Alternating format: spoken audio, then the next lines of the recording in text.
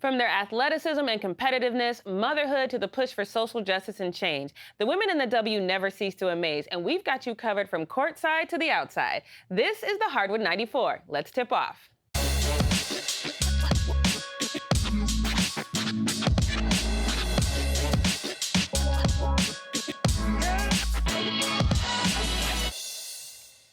Welcome to the Hardwood 94. I'm your host, Jackie Rae. Of course, things away from the court never disappoint when it comes to the W. And former WNBA player Liz Cambage had an exclusive sit-down interview with Bleacher Report's Taylor Rooks.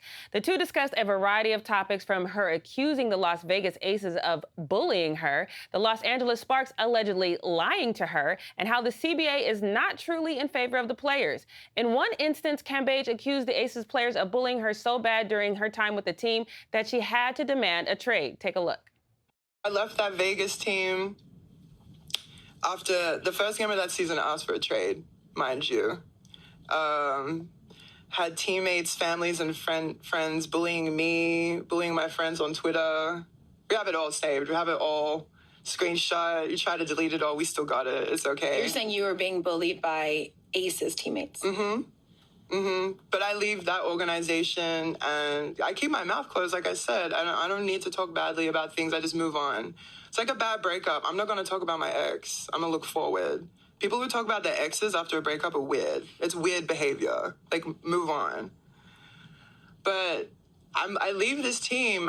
I look on to better days, but you still got girls talking about me in training camp with girls not even on the team. Like, why got rookies coming up to me telling me what so-and-so is saying?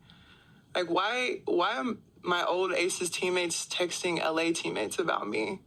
But you girls never said anything to me while I was there, but you want to call me toxic. These are the girls I was reporting for kicking my shit in locker rooms, and I'm toxic.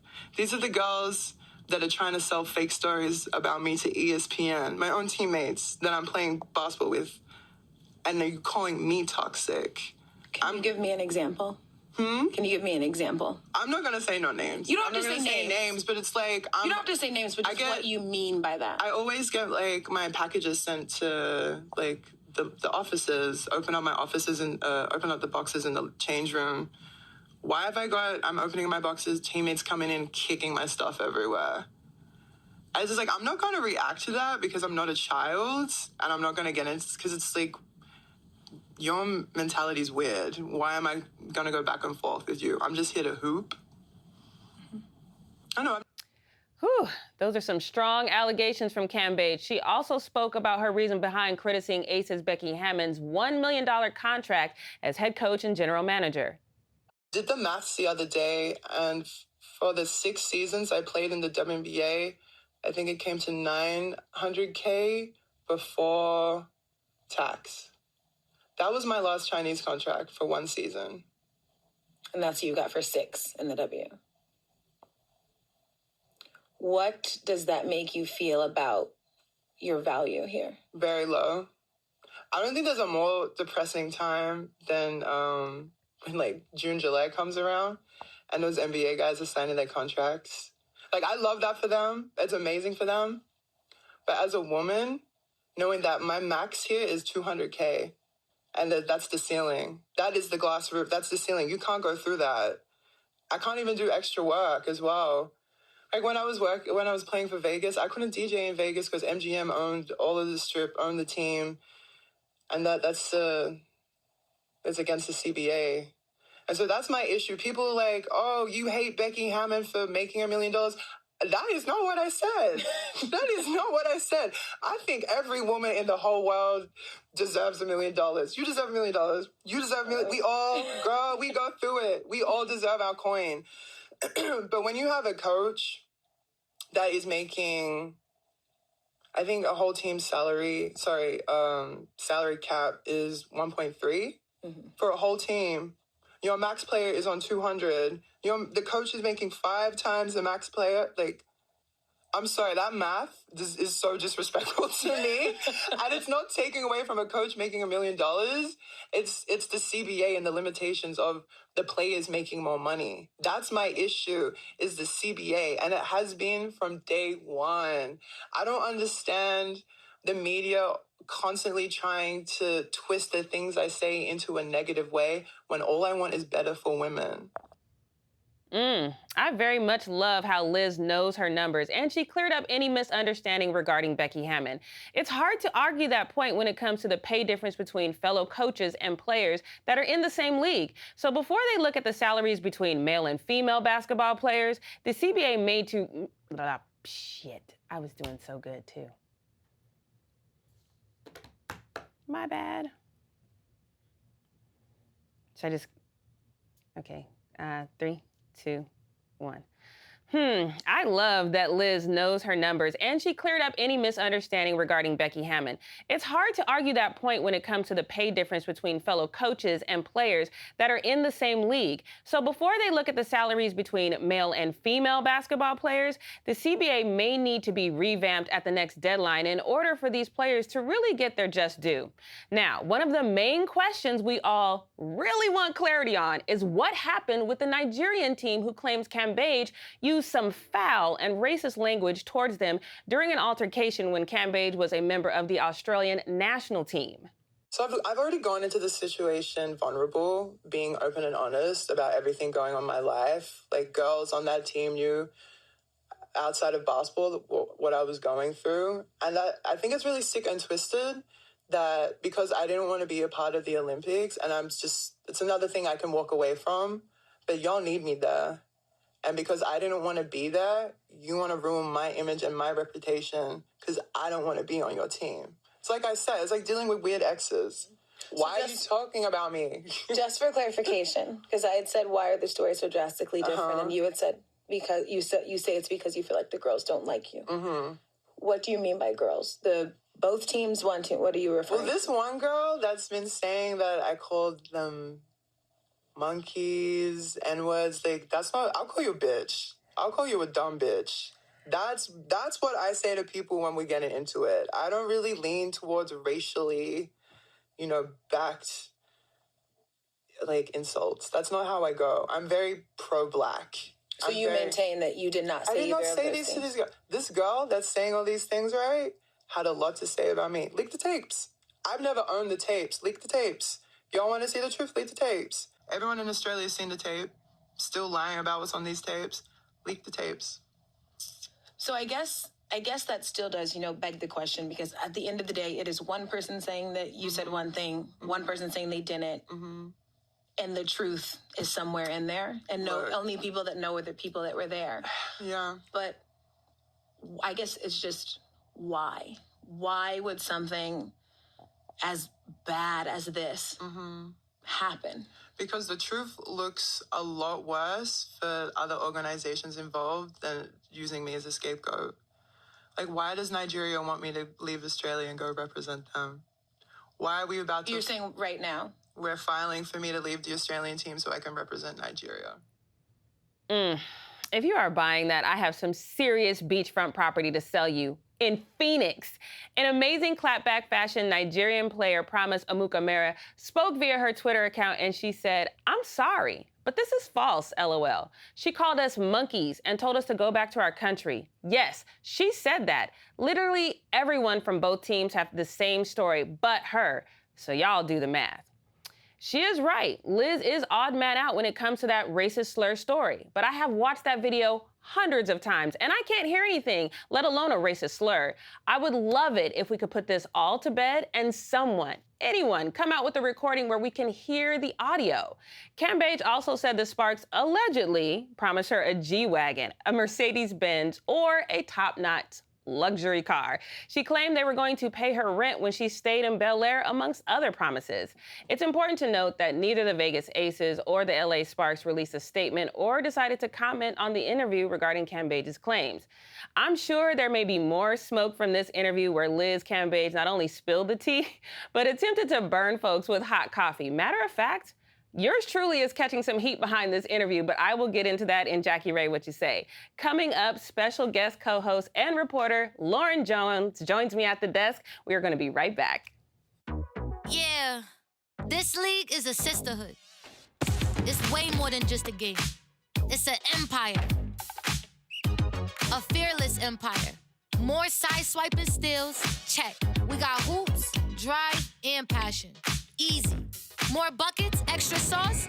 Order up. More dimension-defying dimes, more dancing than a Saturday night. Now this is what I call prime time. You see that?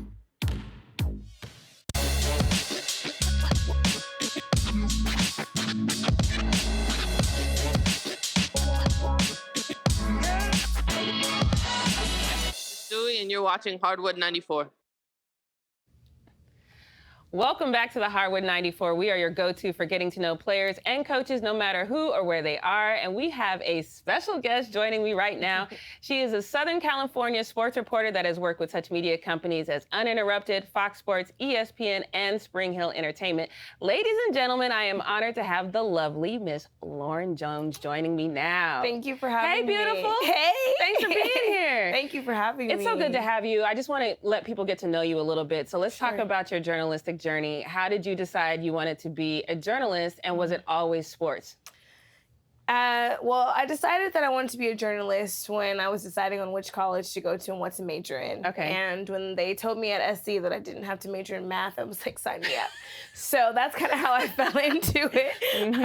I've never been a math fan. Right. But no, in all seriousness, I did have an inkling that I wanted to be more so just in the sports industry from the time that I was in like middle school. And so when I got to SC, I kind of rolled out the different like types of things that I would want to do, like the agency side or, you know, the managerial side or the public relations side. And I really decided that, you know, I have a passion for telling athletes stories and especially the untold stories or the undertold stories of sports. And so that's kind of how I got into it. And then from there, I started to intern, you know, and make my way around and just kind of found my niche with the basketball space specifically. And going to SC, you have no other choice but to be a football fan. Right. So I kind of, you know, developed my passion for football at SC. But I think really when I started to realize that I had something special with, you know, the journalism side of things was when I started covering the Drew League. And it was, you know, I'm from LA and, you know, it's one of the most renowned summer pro-am leagues where not everybody's story has been told. And so I started to really just kind of sink my teeth into finding the best stories that, you know, hadn't been told before. Of course, we know about the James Hardens and, you know, the Trevor Arizas and Nick Young, Swaggy P's, but what about the Frank Nitties, who now, of course, is known and the stories out there, but, you know, in 2012, that wasn't really the case. So getting to, you know, really learn the league from the inside out, the history and all of that, it was really a passion of mine, and from there, it just kind of grew. So as you're trying to tell these untold stories, especially about players that, like you said, might not be known yet, how do you get in? How do you build that trust with the players so they're willing to tell you stories that we might not know yet? That's a great question. I think there's different approaches that I have for different people because obviously everybody's a little bit different. But I think just getting to know people outside of off the court, you know, and getting to know what their family dynamics are like, or you know, just paying close attention, doing your homework, you know, doing your research and finding whatever in that is, because we all have commonalities. And just really, I think also just being personable and humane, you know, treating them like they're people because they are. Right. It goes a long way. I know it's like, you know, kind of a cliche, but it really goes a long way to just treat people with kindness and respect and really take an interest in, you know, what their journey was like, because I think that there's so many nuanced stories that you see in the basketball space, but just, you know, in sports in the world, everybody has a story, you know, and so just finding what makes them, you know, tick, what makes them, you know, go, like what motivates them, you know, what their family dynamics are like, all those things I think really have kind of contributed to my ability to really get to have personal and strong relationships with a lot of players. And a lot of them I've known forever as well. So growing up in the AAU space and sector, I've gotten to see them grow up, you know, from the time that they were in middle school or high school to, you know, now in the pros or, you know, overseas or whatever have you. So is there a story that you've told that kind of touched your heart a little bit and pulled at your heartstrings? There's been a couple of stories, but I remember this was not a basketball-related story. It was actually an NFL, a guy who was trying to get to the NFL. And his story was really interesting because he grew up on the streets of Los Angeles.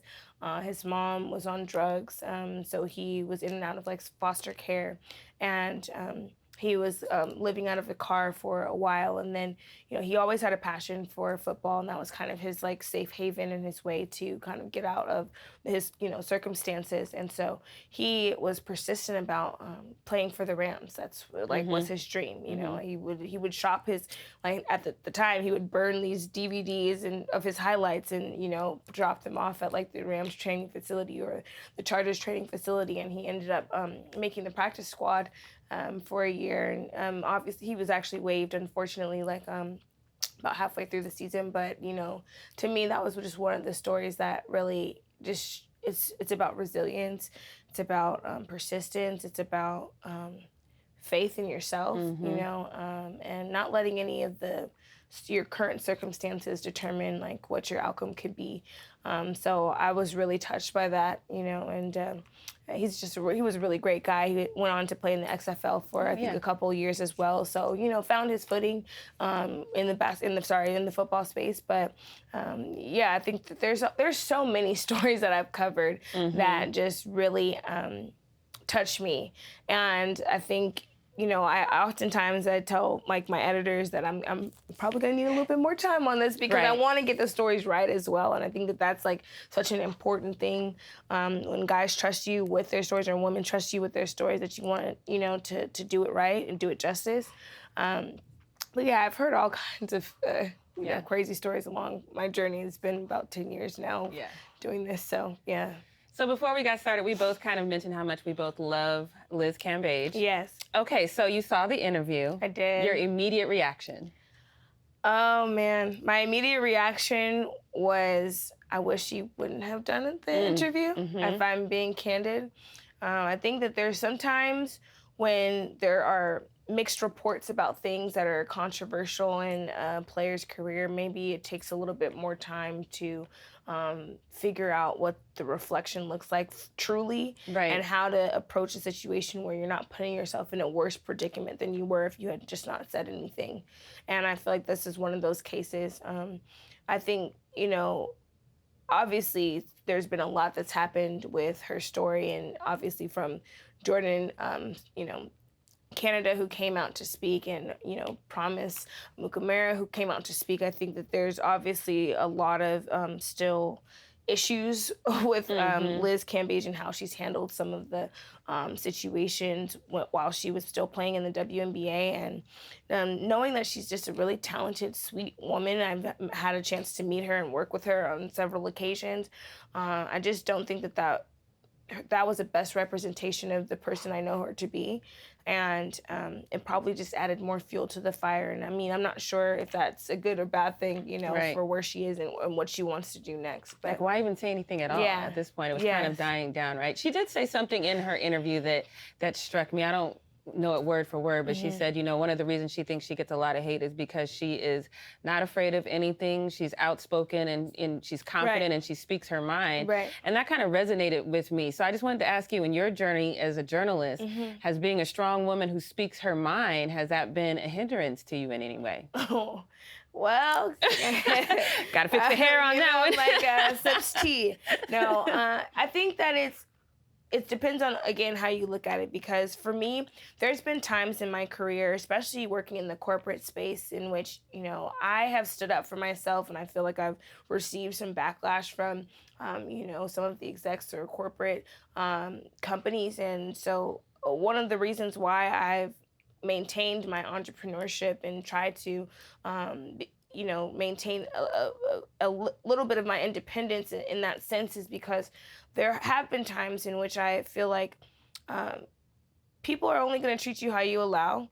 And when you do have a strong voice, I never feel like I really have to be the loudest in the room, but I do feel like if there's something that has, been said to me that's disrespectful, or, I don't feel like I'm receiving fair or equal treatment, that I am going to say something about it. I think it's my responsibility for, the young women who come before me and after me that, I stand up for myself. Do I always think that it's a necessary thing? No, but I do think that I have a voice for a reason, and I've been given this platform for a reason. So to not do that, I think, would be a disservice to all of those who have sacrificed for us to be here as well. So I don't know if that answers your question, but I do feel like I got it. Yeah, for sure. Yeah. I mean, I feel like we could have a deeper conversation Right, about that right. off camera, but Yes. So now let's get into some WNBA because Skylar Diggins-Smith, she's out on maternity leave. Right. There was some obvious tension that she caused, in my opinion, a lot of times with that. So now if you're the Mercury, what are you doing when it's time for her to come back? What's the plan? Ooh, that's a great question. Because, I mean, you know, obviously she's airing out like internal dirty, like family business, you know, on social media, which can be difficult for any franchise or organization to deal with. I think that there's a couple options because it also depends on like what kind of shape and how she is when she gets back. You know, I think she's obviously been one of the most recognizable and dominant, you know, figures in the WNBA in terms of just like face recognition value and play. But I think it's you have to evaluate, you know, is it worth a long-term partnership or relationship, especially being that, you know, the Mercury are in a position to compete for a championship. You know, they are, you know, one of those teams that obviously has had some other players, you know, go through some off the court traumas and experiences as well. So I feel like you have to balance that and figure out, you know, is the juice worth the squeeze and you know, what does the future look like long term or what's their plan for her? But what's your opinion? What do you think about what the approach should be? You know, I think, to me, I'm probably being a little bit selfish about it because BG is back and her being back is such a big deal and it's so important. And I just personally, without knowing what their relationship is and completely just judging the situation from afar, from how it looks from the outside, I'm protecting BG at all costs and she got to go. Yeah. Yeah, I do agree. And that's, you know, I was alluding to that as well, you know, and especially with BG coming back from that mental health break that she took, and I'm like so kudos to her for taking the time that she needs, you know, because jumping back into things, participating in WNBA All-Star Weekend, like all those things will take a toll on you long term. So I think that if there's any toxicity or drama around the team that they have to nip it in the bud or just handle it internally, I think that either one of those is a better option than to see it play out on social media. Absolutely. Especially at this juncture in her career. Right. Yeah. So you've played both sides, NBA, WNBA. What do you think about the constant comparison between where the WNBA is right now and where the NBA is right now? Do you think that's a fair comparison, and why does it happen so often? Well, I think people just love to compare in general. I mean, you know, when Victor Wembanyama got drafted, it was like, oh, he's the next LeBron. And it's like, those are two completely different players. So I feel like the propensity for people to just want to compare things is a natural, I guess, human like interest or thing. Right. But I do think it's a very unfair comparison, seeing as these are two completely different leagues. It's like if you were comparing like the NBA to the MLS, you know. I mean, there's not really, besides the fact that, you know, these are men, you know, ran leagues or dominated leagues, then I feel like there's not really much comparison there. So similarly, I do understand that they're under, you know, the same kind of umbrella and family, but I think that they're just two completely different branches in the sense that obviously the NBA has been around for far longer than the WNBA.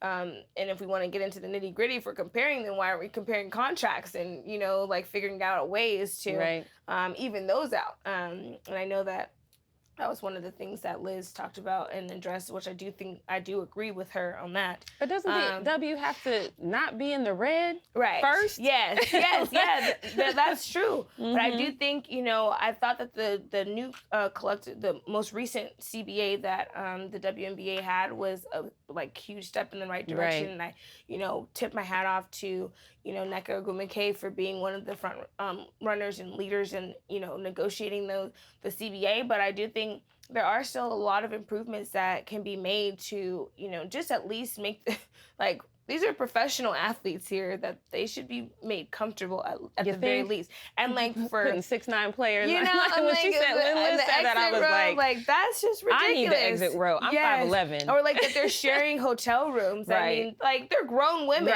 like that are professional athletes. Some basics need to happen. Yes, just basics, you know.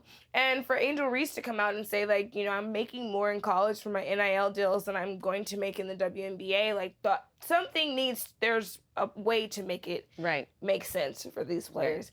And then not have to go play overseas in the off season and things of that nature, or go if they want to. Then obviously, hey, ESPN, it's great to see them on SportsCenter after the season's over or during the season. But like if they don't want to, for them to just live comfortably off of their salary, it's like the bare minimum, in my opinion. So that's, I guess, my answer to that. Yeah.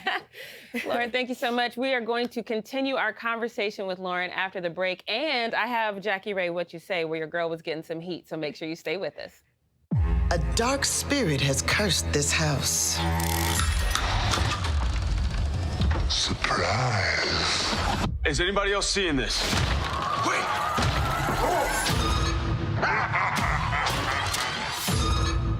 If we don't stop him, we could be trapped here forever. Disney's Haunted Mansion. Did he look human? Sorta. He carried his head in a hat box. What part of that is sorta? Rated PG-13. Get tickets now.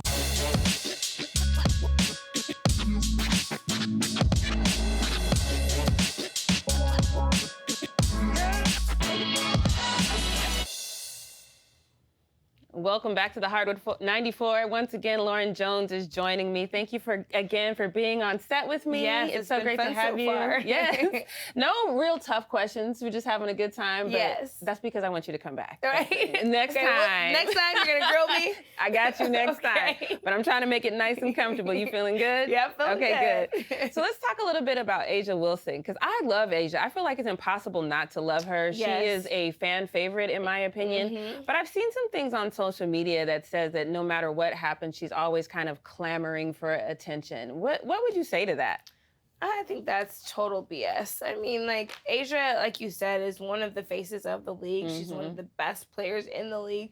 And I just feel like she's just such a, every time I see her, she's smiling, she's happy, she's high energy. Every interview I've seen, she's just been just completely consummate professional. So I don't really understand it. I mean, people just want it both ways and just want, I think, something to talk about. But I don't know if there's any specific events that I've missed that has happened that may make them feel that way. But for me, I probably just think they can't dance and they just tired of seeing her. Yes, that she can hit the gritty and that's probably it. A little jealousy setting in, but people want what they can't touch or have. So, but no, I think she's amazing. Yeah, I'm a huge Nneka Ogwumike fan. Oh, same. Okay, the Ogwumike sisters are my girls. Yes. I wasn't entirely sure, obviously, if she was going to come back this season, because there was that long delay of where we didn't know what she was going to do. Yes. She came back for a year. I have started a hashtag, Free Nneka Ogwumike. I think it's time for her to go. Wow. What do you think? A sad face. Yeah, that would make me very sad. I actually have a really good relationship with Shanae, and I've met Nneka through Shanae. And so, I mean, I think that they have been the face of, the Sparks franchise for such a long time now, and a stronghold in just the Los Angeles community in general.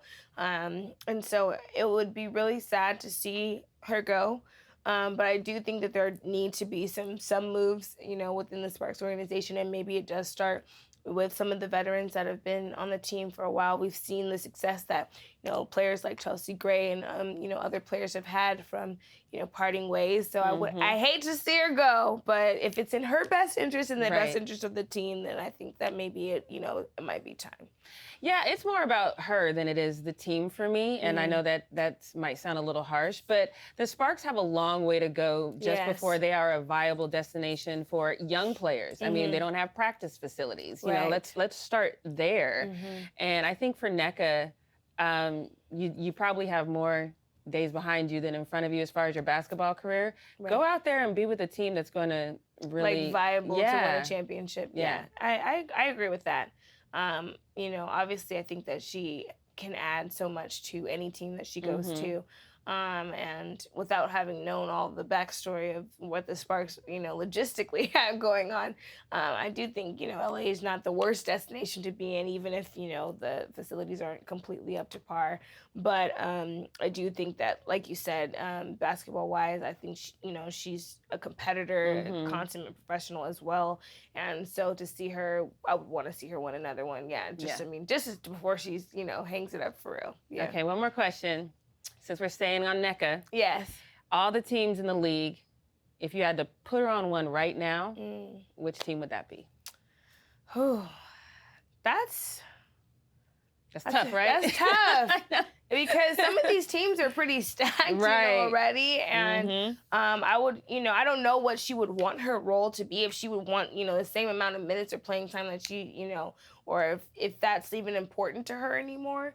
But if we're going for a contender, it would be crazy to say, but maybe I could see her on the Liberty or, somewhere in that realm. That's the first one that comes to mind, but I'm like, there's another team that I feel like would be a better fit for her. But what would you say? All right, don't judge me. Okay. But I would definitely go Phoenix Mercury. Okay. I feel like, DT is probably, I know she's not going to tell us right now, but I feel like that retirement, she hit that 10,000 points, and she's like, I'm done. Right. Check this box. Right. I can go. Yes. So I think with that's going to free up some space, for them to do things. And I really just think the NECA and BG. Oh man. I think that'd be a crazy. That would be amazing to watch. Yes. Yes, it would. So that's what I'm pulling for. Okay, that's fair. Well, thank you so much for joining us. Yes. What do you have next coming up? Well, this season, or I don't know, the series of seasons is going to be really busy for me. I'm going to be covering the Rams, the Dodgers, USC basketball and football. Okay, you doing and a the lot. Lakers. So I will be at pretty much every LA sporting event from now until, next spring. So about this time. And where can we follow you on social media? You can follow me at Lojo Media on all platforms, LOJO Media. I love it. Thank you so much for joining us. Thank you for having me. This is amazing. We've gotten to some nitty gritty. I'm going to get into some more right now. Okay. And Jackie Rae, Whatcha Say, because I don't even know what happened, y'all. I'm gonna be honest. I don't know what happened. I thought I said something that was a no-brainer. Like we talked about, we all saw the Liz Cambage interview. We all had opinions on it. I actually really love Liz Cambage. I have opinions on it. I do have opinions that maybe she shouldn't have done certain things, because I can like a player and say something when they do something wrong. It's just how this game goes. We talked last week about the disconnect between media and the WNBA. Jordan Canada, 5 hours before the media conversation that media was allowed to join in on the Zoom call, she tweeted out, basically Bleacher Report, if you want to hear the truth about it, let me know. I'm here for that. So she tweeted that 5 hours before media had access to her. And then she sat in that room on the Zoom call, and when she was asked about that comment that she tweeted, not once, but twice, both times, she said, you know what, I'm not answering that right now. I'm focused on the team. So your girl tweeted, I retweeted her comment, and I said, all due respect, Jordan, but this is lame. Because if you weren't thinking about Liz, you wouldn't have been thinking about her 5 hours ago. The time, the math ain't mathing with the time, right? So when I tell y'all the backlash that came from my fellow journalists about that, basically accusing me of last week saying, you know what, you wanted media to have more access to players. You said that media needed that attention from players, but now you're basically damaging that relationship. I would like to really just sit down and have a discussion about reading comprehension. I did not call Jordan Canada lame. I called her response lame, and I'm gonna stand by that. Because you know how I know Jordan Canada knows this? Because when I first started covering the Sparks, one of the things that I learned that if it was a slow media day, go see what Jordan was tweeting, because she knows how to get the attention of media. And we would be in these media rooms and someone would ask her about something that she tweeted, and she would giggle and say, y'all always be on my Twitter. And then she would answer the question. I think this is more a specific situation. She said what she said. She meant what she said. She wants to talk to Bleacher Report. She wanted to talk to those 4 people in that room, those 4 local media, those 4 black media journalists that was in that room, because they're not quite big enough yet. So when I say something, I always mean it. And y'all can at me, but my at is actually Jackie Rae TV. So if you're gonna at me, you can at me directly and I will respond to you. But when I say that media needs to be respected, I mean that through and through. I don't mean just by the PR, I mean by players. When you are dismissive of media because you put something out there and you want a specific journalist or a specific outlet to talk to you about it, that is disrespectful. And it's lame. And I stand by that. And if you feel some type of way about that and you're a journalist, several journalists said, oh, we need to do Media 101. I 100% agree with that. I have always said that athletes need to be trained on how to deal with media. Because if you're going to tweet something inflammatory, you know what you don't do? You don't go to that media room. This is one of the biggest criticisms I did about Liz for her entire time with the LA Sparks. When the thing came out about Nigeria and she was possibly calling them the N-words or called them monkeys, guess who we got in the media room? NECA. We didn't get Liz. When you do things that you need to answer for, you need to answer for them. I'm not backing down from that. I said what I said. And that is, Jackie Rae, what you say? I'm sorry you had to sit through that, Lauren, but I had to get that off my chest, you know. Thank you again so much for joining us. It was great to have you. I'm definitely going to have you back. Once again, I'm Jackie Rae. That is your show. The show is over. Thank you for checking in with the Hardwood 94, and we'll see you next week.